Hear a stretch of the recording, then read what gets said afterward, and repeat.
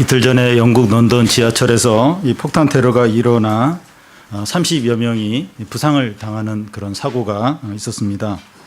사제 폭탄이 터진 것인데 IS의 이제 소행으로 이제 이렇게 밝혀졌습니다. 유럽에서 테러는 이제 2, 3주에 한 번씩 일어날 정도로 아주 흔한 일이 되었습니다. 유럽 테러가 두려운 이유가 지하철이나 공항이나 터미널이나 거리나 휴양지나 공연장이든지 사람이 붐비는 곳이면 어느 곳에서든지 일어난다는 겁니다.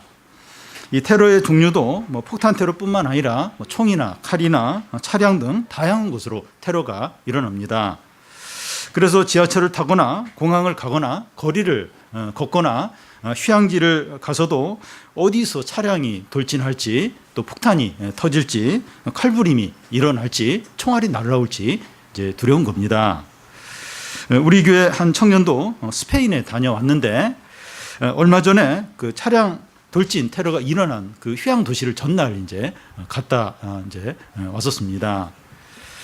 유럽은 어디를 가든지 테러를 걱정해야 되는 그런 곳이 되었습니다. 이것은 재앙이고 저주입니다. 북한은 며칠 전에 그 일본 상공을 통과하는 이 중거리 미사일을 태평양에 발사를 했습니다.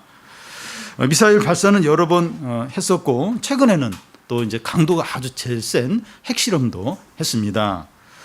그래도 이 바다에 미사일을 쏜 것이기 때문에 괜찮지 않은가 이제 할 수 있는데 김정은은 이 미사일이 남한이나 괌이나 미국 본토에 떨어질 수 있다는 그런 경고를 이제 하는 겁니다.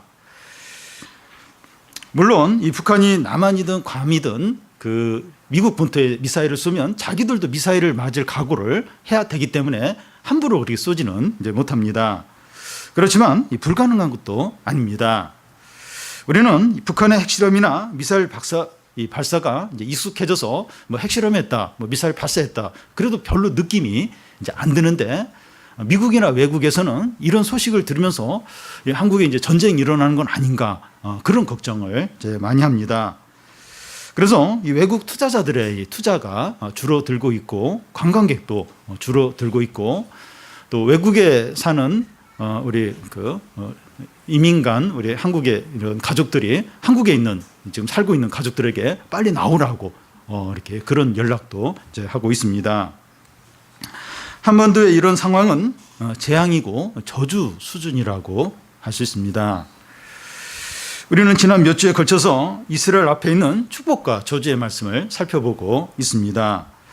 이스라엘 백성이 가나안에 들어가게 되면 이스라엘 12지파를 반씩 나눠서 에발산의 6지파, 그리심산의 6지파 이렇게 올라가게 한 후에 네 제사장들이 이 축복과 저주의 말씀을 선포를 이제 합니다. 그런데 이 축복의 말씀보다 이 저주의 말씀이 4배나 더 이제 많은 겁니다. 그 이유는 이스라엘 백성들이 하나님의 말씀에 불순종함으로 저주를 받을 가능성이 훨씬 더 많기 때문입니다. 이스라엘 역사를 보면 백성들이 실제로 말씀에 순종해서 저주를 받게 됩니다.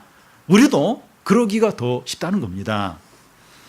저주의 말씀은 이 겉은 저주이지만 속을 보면 인자한 이제 경고입니다. 저주의 말씀도 이 축복을 받도록 주시는 은혜의 말씀이라는 겁니다. 그래서 저주의 말씀이 길어요. 긴데 세 부분으로 나눠서 지난주에 앞부분을 받고 오늘 이제 두 번째 부분을 이렇게 자세하게 살펴보려고 합니다. 이 첫 번째 저주의 말씀의 특징은 삶의 모든 부분에 저주가 임했다는 겁니다. 우리가 지난주에 봤듯이 삶의 모든 부분에 저주가 임하는 것을 우리가 보았습니다. 이 시간 살펴볼 두 번째 저주의 말씀은 한 부분에 이제 임한 저주의 말씀을 살펴보게 되는데 전쟁을 통한 저주입니다. 러시아 이전이 소련이죠. 소련이 이제 아프가니스탄을 1979년에 침공을 해서 9년 동안 이제 전쟁을 했는데 그 전쟁에 참전한 이 군인들을 인터뷰해가지고 책을 쓴 걸 제가 지금 읽고 있습니다. 그 책에서 이 전쟁의 참혹함과 또 잔인함과 이 비참함을 생생하게 느낄 수 있는데 전쟁에는 영웅도 없고 승리도 없고 애국도 없다는 겁니다. 나라를 사랑해서 근데 실제로 전쟁에 참여해보면 그 애국심 가지고 물론 그런 사람도 있긴 있는데 애국심 가지고 어떤 전쟁을 하고 그런 게 아니라는 겁니다. 사람이 전쟁에 참여를 하게 되면 사람이 완전히 다르게 변해서 짐승처럼 사람이 얼마나 악할 수 있는가 하는 것이 다 드러난다는 거예요.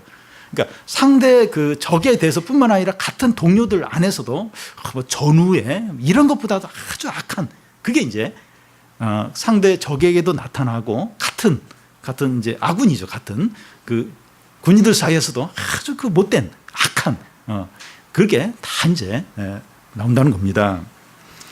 그래서 전쟁은 하나님의 저주라고 할 수 있습니다. 이 시간 살펴볼 두 번째 저주의 말씀은 이 전쟁을 통해서 사람이 얼마나 비참하고 또 참혹하고 절망적일 수 있는가 하는 그 부분만 오늘 이제 살펴보게 됩니다. 우리가 곧 살펴보겠지만 실제로 이런 일이 일어날 수 있을까? 우리 이미 성경을 한번 읽어봤는데 너무 과장되게 지금 이야기하는 거 아닌가? 근데 이런 일이 실제로 일어난다는 거예요. 그리고 이스라엘 역사 가운데 실제로 이런 일들이 일어났습니다.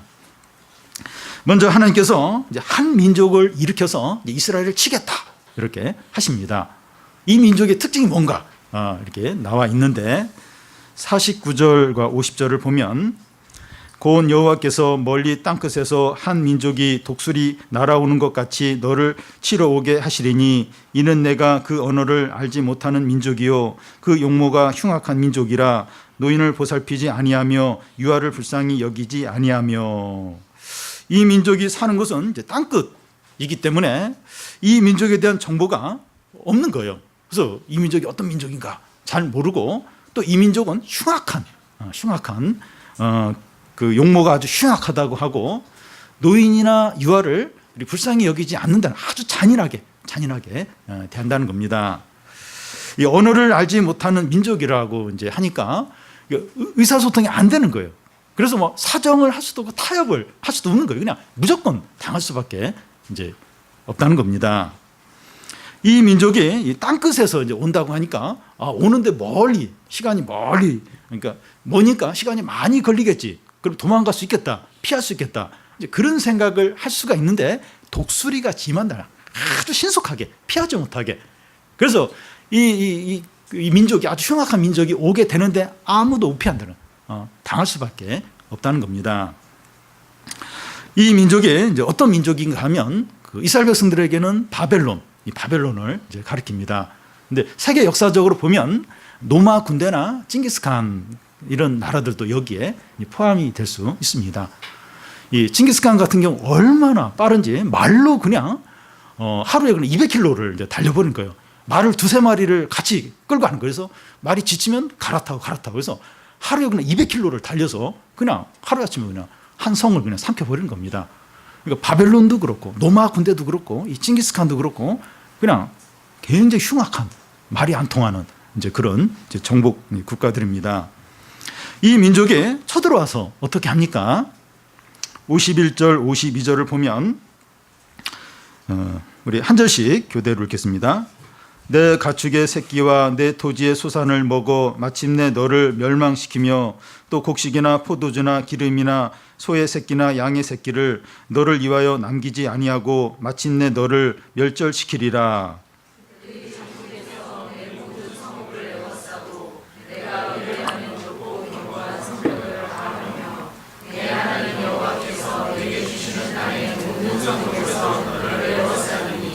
예, 땅에서 나오는 이 수확물들은 뭐 곡식이나 또 뭐 포도주나 기름들을 말하는데 이걸 다 먹어버리는 거야. 다 먹어버리고 이 가축의 새끼들, 뭐 소의 새끼나 양의 새끼들 이런 걸 다 빼앗아 가는 겁니다. 모든 성읍들을 다 포위해서 함락을 시키고 견고한 성들을 다 허물어 버린다는 겁니다. 먹을 것이나 재산을 다 빼앗아가지고 또 성읍은 다 불태워버리고 또 견고한 성읍들을 함락시키면서 완전히 멸망을 시킨다는 겁니다.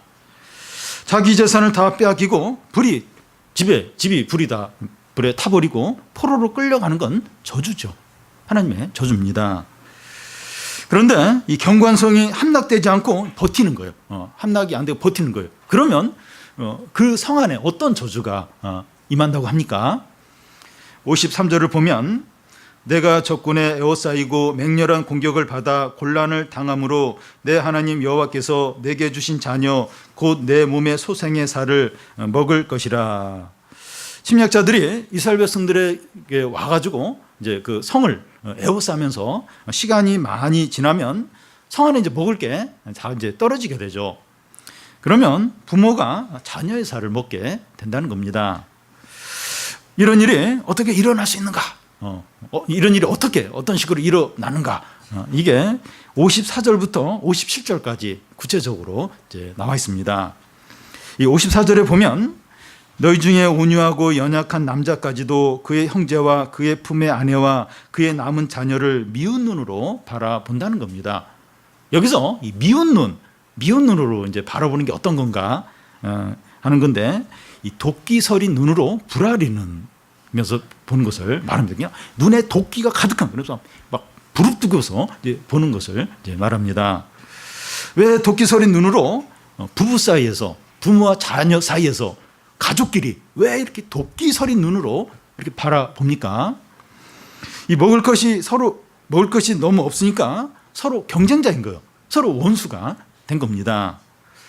아니, 가족끼리 먹을 것이 있으면 서로 양보하지 않겠는가 할 수 있는데 어느 정도까지는 양보를 해요. 근데 그 배고픔의 한계를 넘어버리면 이제 도끼 서린 눈으로 서로 바라보고 원수가 된 겁니다. 가족 중에 한 명이 사라졌어요. 뭐 죽든지 사라지면 좋은 거예요. 왜냐하면 식량이 조금 더 배분이 되니까. 이제 가족 관계에서 또 이제 그렇게 이제 된다는 겁니다. 아니, 먹을 거 가지고 가족끼리 그게 말이 되는가? 근데 여러분, 돈 문제 때문에 부부 사이, 부모와 자녀 사이, 또 가족끼리 원수가 되는 경우가 많이 있습니다. 먹는 거 가지고 더더욱 이제 그런 원수 관계가 된다는 겁니다. 그 56절을 보면 이 온유하고 연약한 부녀이기 때문에 이 발바닥으로 이 땅을 밟아보지 않은 아주 곱고 귀하게 자란 이 부녀라도 자기 다리 사이에서 나오는 자식을 남몰래 먹는다는 겁니다. 설마 이런 일이 가능할까 할 수 있는데, 이스라엘 역사 가운데 실제로 일어난 일이 한 번이 아니라 여러 번 있었습니다. 열왕기하 6장에 보면 이 북이스라엘의 그 성인, 그 사마리아 성이 아람에게 이제 이렇게 포위를 쌓여서 여러 날 지내게 돼요. 그게 먹을 게 다 떨어집니다. 그때 이제 이런 일이 이제 일어나게 됩니다. 그리고 그 유다가 바벨론에게 이제 포위를 당하게 되는데, 그때도 이런 일이 일어나요. 그리고 AD 70년에 그 로마 군대에 예루살렘 성이 포위를 당하게 됩니다. 근데 그때도 이런 일이 일어났습니다. 부모는 자기 자녀를 위해서 아무것도 아까워하지 않아요. 목숨까지도 이제 버리는 게 평상시에 자식에 대한 부모의 이제 마음입니다. 그런데 부모가 자녀에게 이렇게 한다, 우리가 방금 살펴본 이렇게 한다는 건 미친 거죠. 이건 더 이상 사람이 아닌 겁니다. 이런 일은 가장 비참하고 참혹한 일이고, 이 저주의 절정이죠. 절정에 해당하는 그런 일입니다. 그러면 어떻게 해서 이런 참혹한 저주가 일어나게 된 겁니까? 어떻게 이런 사람이 아닌 어떤 미쳐야 할 수 있는 어떤 이런 일이 어떻게 일어나게 된 겁니까? 45절을 보면 내가 내 하나님 여호와의 말씀을 청종하지 아니하고 내게 명령하신 그 명령과 규례를 지키지 아니하므로 이 모든 저주가 내게 와서 너를 따르고 내게 이르러 마침내 너를 멸하리라. 하나님의 말씀에 순종하지 않고 하나님의 명령을 지키지 않았기 때문입니다. 그래서 하나님의 저주가 너를 따르고 내게 이르고 너를 멸망하게 한다는 겁니다. 모든 저주가 너를 따라 다닌다는 겁니다. 집에 들어가든지 학교에 가든지 또 친구를 만나러 가든지 또 직장을 가든지 공부를 하든지 사업을 하든지 무엇을 하든지 모든 저주가 그 사람을 따라다닌다는 겁니다. 여러분 한번 생각을 해보십시오. 그러니까 무엇을 하든지 어디를 가든지 모든 저주가 따라다니고, 저주가 계속 따라다니면서 저주를 이제 내리는 겁니다. 한두 번 임하거나 일시적으로 임하는 게 아니라 항상 언제나 어디를 가든지 모든 저주가 이제 따라다니는 겁니다. 행복이 없어요. 기쁨이 없어요. 평안이 없어요. 되는 일이 이제 없는 겁니다. 말씀에 순종할 때는 모든 축복이 항상 따라다녔어요. 근데 그거와 정반대로 모든 저주가 어디를 가든지 언제나 따라다니면서 저주를 퍼붓는 겁니다. 또한 이 모든 저주가 교훈이 이제 된다는 겁니다. 46절을 보면 이 모든 저주가 너와 내 자손에게 영원히 있어서 표징과 훈계가 되리라. 이 모든 저주가 우리들에게 표징과 훈계가 된다는 겁니다. 방금 우리가 살펴본 것처럼 이스라엘 백성들이 자기 자녀의 살을 먹는 일이 실제로 일어났는데 이것이 우리에게 이 표징과 훈계가 된다는 겁니다. 무슨 말인가 하면 우리도 하나님의 말씀에 순종하지 않으면 우리에게도 이런 참혹한 일이 일어날 수 있다는 겁니다. 여러분, 이런 일이 너희들에게 표징과 훈계가 된다. 이 얘기는 반복이 되고 이게 얼마든지 일어날 수 있다는 그런 의미죠. 그러니까 이제 그걸 훈계가 되고 표징이 된다. 그렇게 말하는 거죠. 그러니까 우리도 이렇게 하나님의 말씀에 순종하지 않으면 이런 참혹한 일이 우리에게 일어날 수 있다는 거죠. 그래서 이스라엘 백성들에게 일어난 이 저주, 이 참 저주의 절정에 해당하는 이 일이 표징과 훈계가 된다는 거예요. 우리에게도 반복해서 일어날 수 있다는 겁니다. 우리 한국 사람에게 이런 저주에 해당하는 게 어떤 것일까요? 저는 전쟁이라고 생각됩니다. 전쟁이 쉽게 일어나지 않지만 전쟁이 절대 일어나지 않는다고 볼 수도 없습니다. 미국이 있는데 걱정할 게 뭐가 있는가? 지금 미군이 지금 2만 명이나 우리 한국에 있는데 뭐 전쟁이 일어나면 미국이 반드시 우리를 도와줄 거다. 그러면서 뭐 걱정할 게 없다. 이런 생각을 우리가 이제 할 수 있습니다. 근데 미국에게 중요한 건 한국이 아니에요. 미국 본토가 중요합니다. 그러니까 미국이 자기에게 유익이 되는 한에서 우리를 도와주지 이렇게 더 이상 자신들에게 유익이 안 된다. 그러면 얼마든지 이 대한민국을 포기할 수 있는 겁니다. 여러분, 이 트럼프 대통령이 어떤 사람인지 알잖아요. 이 안보를 빌미를 해가지고 FTA 폐기하자고 계속 밀어붙이는. 그러니까 얼마 자기 나라와 자기 나라의 유익이 첫 번째예요. 우리나라가 첫 번째가 이제 아니라는 겁니다. 한국 교회가 좀 나서서 막 미국을 그렇게 막 이렇게 미국을 의지하고 또 막 그렇게 하는데 그래야 안 돼. 그렇게 하면 안 되고 하나님 미국보다 하나님을 더 의지해야 되지. 뭐 이렇게 하나님보다도 미국을 더 의지하고 서울역에서 막 이렇게 뭐 이렇게 미군을 뭐 그런 어떤 데모하고 막 이렇게 막 그렇게 시위하고 의미가 없어요. 그렇게 하면 안 됩니다. 미국보다 하나님을 더 의지하고 하나님께 기도를 해야지 그렇게 어떤 세상 나라를 의지하면 안 됩니다. 그렇다고 우리가 이 전쟁의 공포 가운데 살아야 한다는 것이 아니라 우리 믿는 자들이 계속해서 하나님을 경외하지 않고 말씀에 불순종하며 욕심으로 살면 전쟁이 일어날 수 있다. 이걸 항상 이제 기억을 이제 해야 됩니다. 그러면 지금까지 이 전쟁의 소문과 위기들이 계속 있었는데 아직 전쟁이 일어나지 않았어요. 그러면 우리가 지금 신앙생활 잘해가지고 하나님이 이 전쟁을 막으셨는가? 그렇지 않습니다. 우리가 회개하고 하나님께 돌아오도록 지금 기회를 주신 것이라고 생각이 됩니다.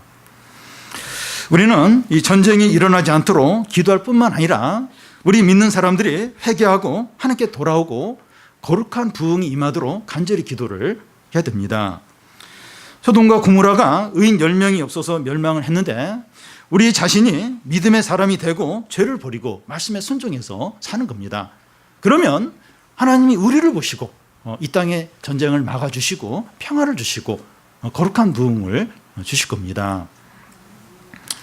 마지막으로 이스라엘 백성이 모든 저주를 받게 된 또 다른 이유가 뭐냐 하는 겁니다.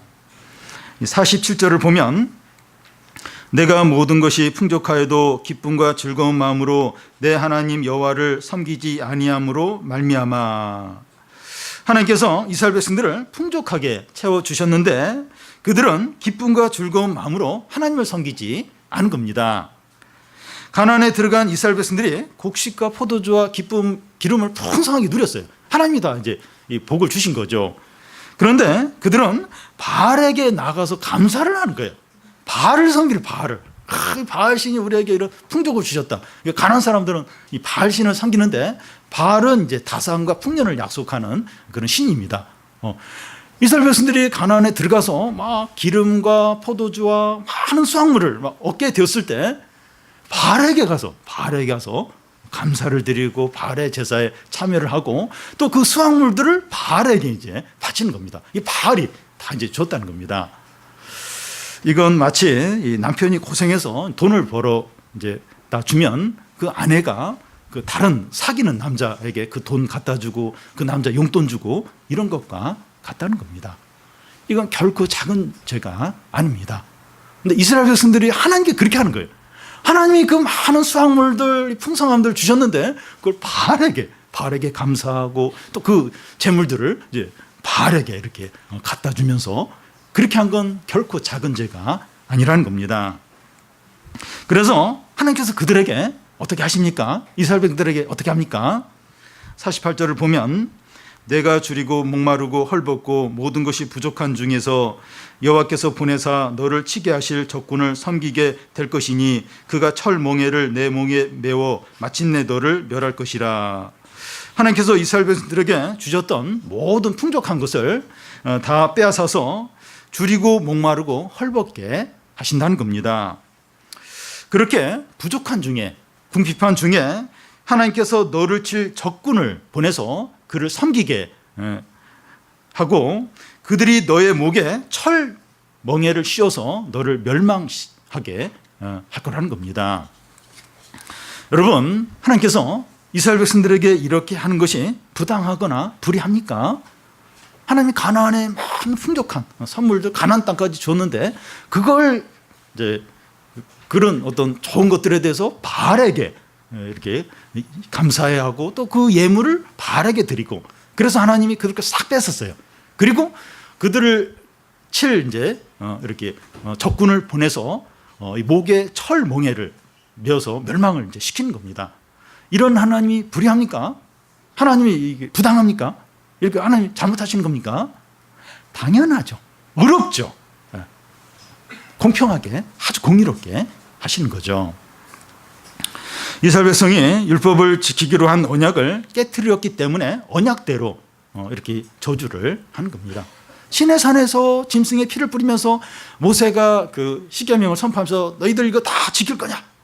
백성들이 다 지킨다고 약속을 했습니다. 그러면서 이제 하나님과 언약을 맺었는데 지금 그 율법을 버리고 우상숭배에 빠지고 그럼 언약을 깨트린 거예요. 그럼 언약대로 이제 저주를 이제 받는 겁니다. 이 사람들과의 관계에서도 계약을 지키지 않으면 고소를 당해요. 거기에 대해서 이제 배상을 해야 됩니다. 하물며 우리와 하나님은 언약 관계에 있는데 우리가 신실하지 않으면 저주를 받는 것은 당연합니다. 여러분, 우리 이제 신앙생활을 하는데 아주 이렇게 신실해야 돼요. 아주 진지하게 마음을 다해서 해야 됩니다. 근데 우리는 사람 관계는 좀 조심을 하는데 하나님 관계는 조심을 안 해요. 그러니까 함부로 할 때가 얼마나 많은지 모릅니다. 그러니까 하나님 무시할 때가 너무나도 많아요. 이게 신실하지 않아요. 말씀을 안 지켜요. 사람한테는 잘 못할 때가 많아요.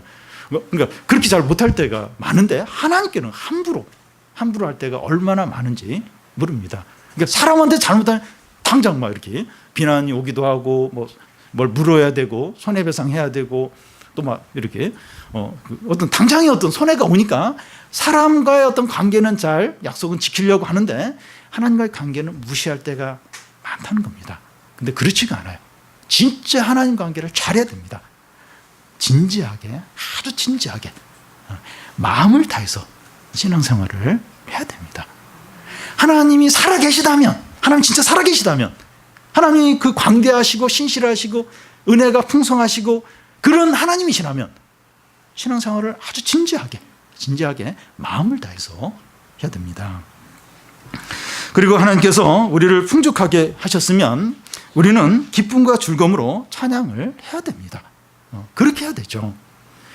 기도 응답을 해 주시고 어려움을 해결해 주시고 길을 열어 주셨으면 온 마음으로 찬양하고 감사하고 예배를 드려야 됩니다. 그러니까 하나님이 잘해주시면 더더욱 하나님 우리 잘해야 돼. 더 감사하고 더 하나님께 간절히 이렇게 예배하고 더 말씀에 순종하고 그렇게 해야 되죠. 하나님이 풍족하게 해주면 해줄수록 더 교만해지고 더 세상으로 가고 더 욕심으로 살고 또 하나님이 주신 거 그걸 하나님보다 더 의지하고 그러면 이제 하나님 그거 다 빼앗아 갈 수밖에 없는 것이죠. 하나님이 우리를 이제 점점 풍족하게 하시고 또 어려움을 해결해 주시고 점점 더 높이시고 또 이렇게 평안을 주시면 이전보다 더더욱 하나님 사랑하고 더 마음으로 하나님을 의지하고 더 하나님을 기쁘게 하려고 하고 더 하나님 중심으로 그렇게 살려고 이제 해야 되죠. 저는 어려움이 많아가지고 이렇게 막 기도할래도 또 교회 올래도 시간이 없어가지고 너무 그 문제 해결하기 위해서 너무 이제 거기에 이제 이렇게 매여서 그렇게 못했어요. 하나님 그 문제 해결해 줬습니다. 시간이 있어요. 그 시간을 어떻게 사용해야 될까요? 그동안 못 놀았던 거 그 다 놀고 즐기고 이제 그렇게 할 수도 있고 하나님이 이 문제를 해결해 주셨구나. 응답을 해 주셨구나. 나에게 평안한 삶을 주셨구나. 그러면 더 좀 마음을 다해서 힘을 다해서 하나님을 찾고 기도하고 하나님 뜻대로 살려고 해야 되죠. 근데 100명 중에 90명은 그렇게 안 한다는 겁니다. 그냥 이렇게 더 풍족하게 해주면 그걸로 이제 만족을 하는 거예요. 하나님 잊어버리고 그 하나님 주신 선물에 이렇게 기뻐하면서 거기에 마음을 빼앗기고 하나님으로부터 더 멀어진다는 겁니다. 그렇게 하지 말라는 거예요. 이스라엘 백성들은 그렇게 했어요. 하나님 풍족해 주면 줄수록 더 하나님부터 멀어지면서 바알을 섬기고 바알에게 그 자신의 어떤 그런 하나님의 선물들을 하나님께 그 바알에게 막 이렇게 주고 막 그렇게 했다는 거예요. 그래서 하나님이 우리에게 풍족해 주시면 주실수록 또 기도 응답을 해 주시면 주실수록 어려움을 해결해 주시면 주실수록 좋은 것을 주시면 주실수록 평안함을 주시면 주실수록 더더욱 온 마음으로 더 찬양하고 또 하나님께 감사하고 또 간절히 예배하려고 하고 하나님께 나아가려고 하라는 겁니다. 하나님이 이런 사람을 복을 안 주시겠습니까? 이런 사람과 하나님이 함께하지 않으셨습니까? 이스라엘 역사는 우리에게 교훈적인 경고입니다. 우리가 그들처럼 불순종하고 우상숭배함으로 모든 저주가 우리를 따라다니지 않도록 해야 됩니다. 어디를 가나 하나님의 저주가 따라다닌다. 그게 얼마나 불행한 겁니까? 뭐 돈이 있고 사회적인 지위가 있고 당장에 뭐 어려움이 없다 할지라도 모든 저주가 따라다니는 거예요. 직장에도 따라다니고 학교도 따라다니고 집에 안에 따라다니고 뭘 하든지 모든 저주가 따라다니고 그래서 결국 망하게 만드는 이렇게 되지 않도록 해야 됩니다. 하나님께서 지금 우리가 누리는 모든 것을 다 베풀어 주셨는데 뭐 좀 어려움이 있어요. 지금 현재 어려움이 있고 힘든 문제가 있지만 그래도 지금 우리가 누리고 있는 거 지금 내가 지금 생명을 가지고 호흡을 하고 있는 이것 자체도 하나님이 주신 거죠. 지금 모든 거 하나님이 다 주셨는데 우리가 온 마음으로 찬양하고 감사하고 순종함으로 모든 축복이 우리를 항상 따라 다니시기를 바랍니다.